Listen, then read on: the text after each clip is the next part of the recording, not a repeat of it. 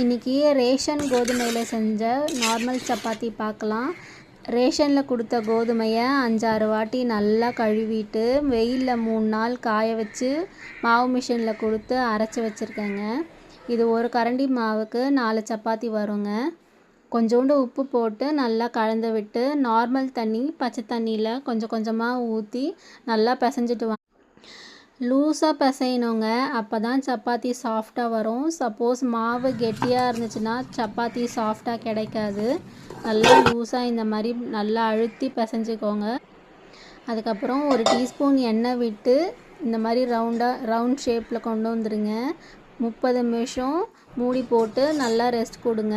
30 நிமிஷம் கழித்து பாருங்கள், இந்த மாதிரி அழுத்தம் கொடுத்தா உள்ளே பஞ்சு போல் போயிட்டு வரும். அதை குட்டி குட்டியாக ரவுண்ட் பிடிச்சி இந்த மாதிரி வச்சுக்கோங்க. எனக்கும் சப்பாத்தினா ரொம்ப பிடிக்கும், அப்பாவுக்கும் சப்பாத்தினா ரொம்ப பிடிக்குங்க. லேசாக தூரிட்டு இருக்குங்க. இந்த கிளைமேட்டுக்கு சூடாக சப்பாத்தி சாப்பிட்டா தான் சூப்பராக இருக்கும். அதனால் இன்றைக்கி சப்பாத்தி செஞ்சுட்டேன். இந்த மாதிரி குட்டி குட்டி உருண்டைகளை மாவில் இந்த மாதிரி தடவிட்டு சப்பாத்தி கட்டையில் வச்சு நல்லா அழகாக உங்களுக்கு பிடிச்ச ஷேப்பில் தட்டி எண்ணெய் ஊற்றி சுட்டு பாருங்கள். நான் இன்றைக்கி ஹார்ட்டின் ஷேப் ட்ரை பண்ணேங்க, வித்தியாசமாக இருக்கட்டும்ன்ட்டு. நேற்று பீட்ரூட் சப்பாத்தி செஞ்சேன், அதிலே ஹார்ட்டின் போடலான்னு பார்த்தேன். அவ்வளோதான், அப்பா பார்த்தாருன்னா வெளுத்து வாங்கி அவர் எதுவும் கேட்க மாட்டார், ஃபோன் பண்ணி எல்லாருக்கிட்டையும் சொல்லிடுவார். எங்கள் அத்தை சித்தப்பா பெரிய பாக்கெட்லாம் சொல்லிடுவார். ஹார்ட்டின் போட்டிருக்காங்க மேடம், ஹார்ட்டின் போட்டு சப்பாத்தி செஞ்சுருக்காங்கன்ட்டு அவங்ககிட்டலாம் சொல்லிடுவார். எதுக்குடா நம்மளுக்கு அந்த பஞ்சாயத்துலாம் சொல்லிவிட்டு இன்றைக்கி நார்மல் சப்பாத்தியில் ட்ரை பண்ணேங்க.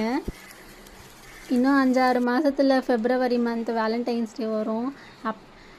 அப்போ நீங்கள் இந்த மாதிரி ஹார்ட்டின் போட்டு ட்ரை பண்ணி பாருங்கள். பீட்ரூட் சப்பாத்தியில் ஹார்ட்டின் போட்டு ட்ரை பண்ணி பாருங்கள். உங்களுக்கு பிடிச்சவங்களுக்கெலாம் கொடுங்க, கலர் சூப்பராக வரும்.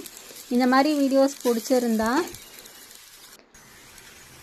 லைக் பண்ணுங்கள், ஷேர் பண்ணுங்கள், கமெண்ட் பண்ணுங்கள், மறக்காமல் சப்ஸ்கிரைப் பண்ணுங்கள்.